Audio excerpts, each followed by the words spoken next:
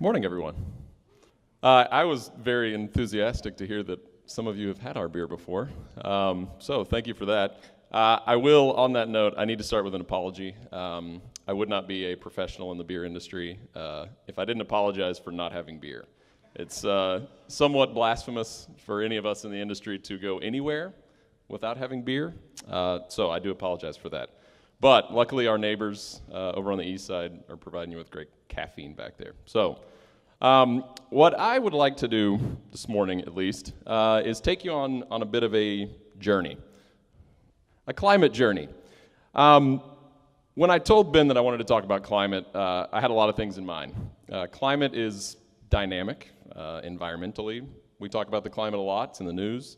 But there are also a lot of other climates that we all interact with. Our journey, though, is going to involve a lot. It's going to involve art. It's going to involve some business, government, unfortunately, because we make beer. But at the center of all that, we're going to talk about beer as well. So that ought to be entertaining. The beginning. I like to think, for me, how many of you have been to Abilene, Texas? Anyone? Abilene, Texas. Bless you. I was born in Abilene, Texas. And my journey as an entrepreneur, I like to think at least, started in third grade.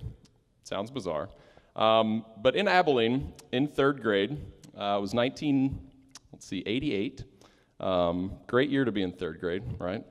I was somewhat of a troublemaker, I guess you could say. Never terrible trouble, but just enough to, for some reason, stay on the radar of just about every teacher in the schools that I've gone through. Third grade was where that kind of began, unfortunately. My parents like to say that after this story I'm going to tell you, they think that my chances of ever being employable just went completely downhill. But in third grade, a specific day in third grade, I was trying to pass a note to a friend of mine. Like most third graders in '88, we were talking about, the Reagan administration, things like that. But my note got intercepted, unfortunately, by my teacher. This was a regular occurrence, was a little bit disappointed in me and informed me that this time I had gone too far and detention was the next thing for me, right? Unfortunately, my mom also taught at the same elementary school, so I didn't have time to make up a story before I got home. I was already in trouble before I even made it to detention. So I approach my teacher at the end of the day. She proceeds to tell me the work that I've got to do for detention. Cleaning tables, stacking chairs, things of that nature. Seemed reasonable, right? I was going to serve my punishment. But it got a little interesting at that point because the wheels started turning in my head. Sure, I had been caught passing a note. Sure, I was in trouble. I was in detention. But I felt like there was a lot of opportunity in this particular scenario. So I looked my teacher in the eye after we wrapped up and proceeded to inquire about my hourly pay, right? Naturally. If I'm going to do work, I should get paid for it, right? Isn't that how this whole thing works? Turns out that's not how this whole thing works in third grade, at least. So that was kind of the beginning of my realization that I wanted to work for pay, right? This whole detention thing was not really what I was into. In third grade, the economic climate, see what I did there, was pretty dismal for a young man that's in trouble, especially. It was also dismal in 2009 when I decided that I wanted to open a brewery. Breweries are great things. I think from everyone sitting here, you can at least appreciate the fact that beer is a great social beverage, right? Locally made beer is even better. I started making beer also in Abilene, another place that seems to center around me doing some rebellious things. For those of you that are familiar with Abilene, there's a university there, Abilene Christian University. I went to school there. It was an interesting place. The moral climate pretty much dictated everything at ACU. When I was there in '99, you were not allowed to drink alcohol, regardless of your age. You could be a 40-year-old PhD candidate, still can't drink alcohol. There were separate men's and women's swimming times in the pool. Mixed bathing was not allowed at Abilene Christian University. But I had a full scholarship to go to ACU, so I had the wherewithal to realize I need to stick it out here. And I decided to adapt and get creative. My friends and I, who were studying biology at the time, found out through a little bit of research that although we were not 21, we could buy all the raw materials needed to make beer, right? There's no alcohol and grain and hops and water and yeast. You've got to bring all those together to create the alcohol. So we started making beer at home as 19-year-olds in Abilene, Texas. And we became somewhat popular, for sure. We had a lot of people that came out of the woodwork that all of a sudden wanted to talk to us about everything and be our friends and such as that. So we had fun with that. We convinced some friends to buy the ingredients, and we would make it. You know, we would serve the labor side. They would provide the raw materials. Everyone had beer. It was fantastic. That went on for my entire time at ACU. It is very nice now to say my folks still live in Abilene. I make it back periodically. Those rules are now gone. Abilene has evolved. The moral climate has evolved. You're allowed to drink alcohol there if you're of age. They actually have mixed bathing now, believe it or not, out there in West Texas. So things have definitely changed. Now we're going to fast forward up to 2009. So I decide making beer is a lot of fun. I lived in Boulder for a little while before I moved to Austin. I moved here to help open a running store. It was a lot of fun. A lot of people think running and beer don't go together. Those of you that run and drink beer know that they go together incredibly well. But what I found in Boulder when I lived there was this incredibly supportive town around beer. If you made beer, it was great. People went to breweries at the end of the day to have a pint. People gathered, they solved problems, they hashed out new ideas, they were creative, they were artistic, they talked about current events, and beer was always kind of the central piece of that. I fell in love with that. It was something that I wanted to be a part of. I romanticized about opening a brewery and being in there mucking out grain and wearing boots and all of those romantic visions you see, having a beard, you know, things like that that everyone in the brewing industry does. Oddly enough, everyone in the brewing industry does not drink beer first thing in the morning, contrary to popular belief. We drink coffee, which, you know, makes a lot of sense. But when I decided that I wanted to do this for a living, I was very naive. I can't lie about that. I had no idea what it would take financially to open a brewery. I had no idea how to run the entire operations of a brewery. But I had a vision, and I believed in it.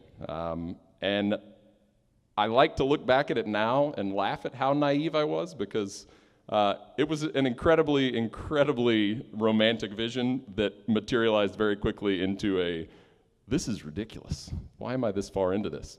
So I popped this up here. Due to the current economic climate, the light at the end of the tunnel has been turned off. Let me clarify where this is coming from. I approached a lot of banks when I first started out, right? I figured, yeah, I only need to raise $500,000 to buy this equipment. What bank in Austin, Texas wouldn't want to back somebody that wants to make beer for a living, right? Turns out the economic climate in 2009 dictated otherwise. I was laughed at a number of times, which is a very humbling experience to be in a bank thinking that you've got this polished presentation, and then you pitch it, and then there's kind of a little smirk and seriously? So I retooled my pitch. I went back in to a separate bank and pitched to them. I had this great idea that we would collateralize all of our equipment, right? So we buy this, and then, if things go awry, you as a bank, you have my equipment, right? Everybody wants to start a brewery, so you can sell that stuff off super quickly. That was laughed at even more. So my second big plan also didn't really materialize the way that I thought it would. So I got really depressed. I had this vision. I've literally given up a career that was that I really enjoyed in the running industry, and I had dove into this head first. My climate started caving in. My emotional climate started caving in, and I needed help. So I went back to the Front Range. The Front Range, what I'm referring to, is the Front Range of Colorado. I went back to Boulder first, visited with some friends, and then I went to Fort Collins, where I met with some of my favorite, still to this day, people in the industry that work at Odell Brewing. If you've never had any of their beer, it's fantastic. If you make it to Fort Collins, go visit them. But I went in with a lot of questions. Is this something that I should actually do? Am I stupid for trying to do this? Is Austin just not there yet? At the time, if you recall, in 2009, there were only a couple of breweries here. It was not at all the same climate that we have here now. But I needed these questions answered, because if I wasn't going to do what I was doing in Austin, I was going back to Boulder. because Boulder was a safe place, it was a comfortable place. And it was an easy place for me, at least, to see, okay, if I fail in Austin, I can go back to Boulder, no one will know about it, I can move on. The grass is always greener. This statement now, laughingly when I put this up there, has a whole different meaning for Colorado, but when I went there, I started looking around. Everybody is successful in breweries. There are banks that are lending to people. There are small investors that are backing breweries. The industry was growing like crazy. And my friends at Odell, when I sat down to talk to them, they looked me in the eye and they said, it's going to be like that everywhere you go. You can come back to Boulder. It's still going to be hard to open a brewery. What you have to do is change your climate. And if you can do that, then people will back you. You've got to show people that you're not just trying to do what everyone else is doing. You've got to do something different. That's what they did when they opened. And to this day, I think just about every successful brewery has done that. They've adapted. So I went back with a lot of energy. I said, all right, I'm going to do this thing. I completely shifted from traditional financing to I'm going to sell some ownership in this business. I'm going to pitch this idea to a lot of people, as many people that would listen to me, and I'm going to find this money. I was determined. Because now all of my friends from back home told me, no, you can't just come back here. That's not going to be good. So now everyone would know if I failed, right? So you got to move forward with it. So I dove into the process. I was able to raise some money. I was able to find a location. And then it got really, really interesting. Okay, so we here in the state of Texas and in the United States are regulated when we make alcohol, naturally, right? The TABC, our local lovely regulatory agency here in Texas, is one of the most interesting, I think, in the U.S.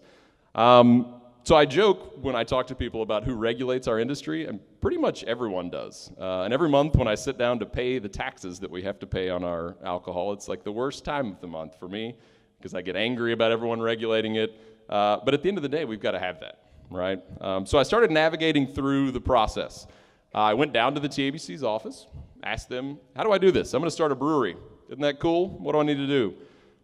They also kind of laughed at me when I said that and plopped in front of me the Texas Alcoholic Beverage Code, which is it's probably 400 pages of legalese. And they said, first you should read this. To which I almost responded, how much do I get paid for reading this? My lessons from third grade, I hadn't learned too many from there. So I took this book and I came back. I did not read, nor have I to this day read all the way through the Alcoholic Beverage Code. But I said, you know what, I got to do this. There's no way that I can go back to Boulder. There's no way I can fail here. So I started with the application. Now the application asks some pretty interesting things. You have to give your residence from the time literally you were 18 to the present. You've got to tell the TABC where you've lived, who you've lived with. In Texas, we operate in a 3-tier system, so you can't own a brewery, but also own a retail store or a bar or a restaurant. You can't own property and rent that to someone that works in a different industry. It's very, very bizarre. But they literally ask for everything. Every piece of information that you've never wanted anybody to know, the TABC finds out about. Because again, this is booze, this is Texas, and it's got to be regulated. Beer versus ale. This is one of my favorite things to talk about in the regulation of alcohol. We have to call our products here either beer or ale. What's the difference in the two? Quite frankly, nothing. But to the TABC, it's an alcohol percentage. If it's below a certain percentage, we have to call it beer. If it's above, we call it ale. What if you're making a lager that's above? Still got to call it ale. So we're lying to our customers. Absolutely, this is Texas. It's beer and ale. So it's an interesting process to navigate through. I like to jump these shots up here. In no way am I trying to poke fun by posting the Spring Break 2010 picture of the Texas Alcoholic Beverage Commission investigators. I just thought it was cool that they went to Port Aransas, and this says week 1, so who knows how long this retreat actually lasted. And another kind of fun little regulation in Texas, it's illegal to take more than 3 sips of alcohol in a row while standing. And that is actually still a valid law. So keep that in mind when you're out hanging out with friends. Just make sure you take a seat between every third, and then you'll be ready to move forward. So I went through the process, raised the money, got our actual brewer's permit from the TABC. Now it's time to make beer, right? We've got the paperwork done. I've got the equipment in place. I am not sleeping a wink because I have a bunch of people's money invested in something that I still don't completely know how to operate. But I had confidence, and that's what you need. So it's time to make some beer. So we open for business. We start making beer. It's me, and I have one employee, right? We fill every single tank in our brewery with beer. They're fermenting away, churning away. Life is good. Things are going to be successful. I might have slept a few hours that first night. And I wake up the next morning to go into the brewery, check on things. I walk into the building. All the lights are off in the building. This doesn't really make sense. The lights shouldn't be off. I walk into the brewery, flip a light switch, nothing comes on. So it's 4 o'clock in the morning, right? So there's no sun up yet. So I grab my headlamp, and I'm walking through the brewery, trying to flip switches. Nothing's working, including the chilling unit that cools all of our tanks, that keeps everything the way that it should be so that the beer tastes good. So I make my way over to the control panel that runs all of our electricity. I flip the door open, and it doesn't look quite right. And what I mean by that is the entire face was pulled off of our electrical panel. Overnight, a group of who knows how many had busted into our building and stripped all of the electrical copper conduit out of our building. Like close to, I want to say 10,000 feet of it that was literally distributing all over our building. So this is not a good morning for me. Again, that feeling, that emotional climate of like, seriously? What am I going to do now? I've got all this beer that's going to spoil. It's got no temperature control whatsoever. What do you do? And I remember in the back of my head the meeting that I had at Odell when they said, you've got to adapt. You've got to impact and change your climate. It's the only way you're going to be successful. So we threw a party. We called it Karma Fest. We were able to get an electrical crew in. They replaced at least our electrical wiring over the course of 48 hours. It was October, so it was still somewhat cool here. It wasn't blisteringly hot. So we were able to salvage the beer. So we threw a party. We invited all of our friends to come over and drink this beer with us to help celebrate. We had over 400 people that showed up. We had literally had not sold a drop of beer anywhere. And we were able to make something out of what could have potentially been nothing.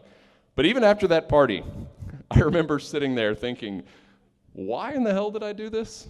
Isn't this supposed to be fun and easy and boots-wearing, beard-wearing, fun beer-drinking stuff? This picture always cracks me up because this was actually a photo shoot that someone came in and did, and they told me to look up in the rafters like I was thinking really deeply about something. But that literally was the look that I had for probably the first 2 years we were open. Just bewilderment and like, oh man, I can't believe. So I had some soul searching to do. And I thought long and hard. Obviously, I can't back out on this now. I've got to move forward. But how am I going to do that? How am I going to move forward, make this successful, and not just completely lose my mind, my marriage, my money, everything, my dignity? How am I going to make this happen? And then I remembered why I wanted to do this in the beginning. And it's social climate. Beer is an incredible thing. I've said this a number of times, I think, already this morning. And on a daily basis, I think I throw it out 10 or 12 times. Beer is one of those things that brings people together. My two favorite beverages and the two things that I consume on a day-to-day basis are coffee and beer, and water. Water's in there too. But those two beverages, I strongly, strongly believe that it is next to impossible to sit down with a stranger or someone that you know, enjoy a cup of either one of those beverages, and not talk. It is impossible for that to happen, for me. I don't know, maybe easy for you, but go to any coffee shop in town, go to any pub in town, and you don't walk into silence. Even in a coffee shop, people are chatting, people are talking. They're social. It impacts your social climate. Of course, they can both be abused. You can get the jitters from coffee, and you can get a lot worse from too much beer. But when they're responsibly consumed, it's an incredible thing. And I remembered that that's what I got into beer for. That's why I wanted to open a brewery. I wanted my employees to have a place that was healthy for them to work, that rewarded them. I remember that third grade teacher not paying me for being in detention. And I thought to myself, I want to provide a place that everybody gets compensated for their work, and compensated well. Not minimum wage, not 16, 17-hour days, but compensated well. A place that they can grow in. A place that impacts our economic climate in a good way, that makes it vital, that also positively impacts the environment. That's that piece of climate that's overarching that everybody talks about. And we in beer make a very resource-intensive product. It takes about 8 gallons of water to make 1 gallon of beer.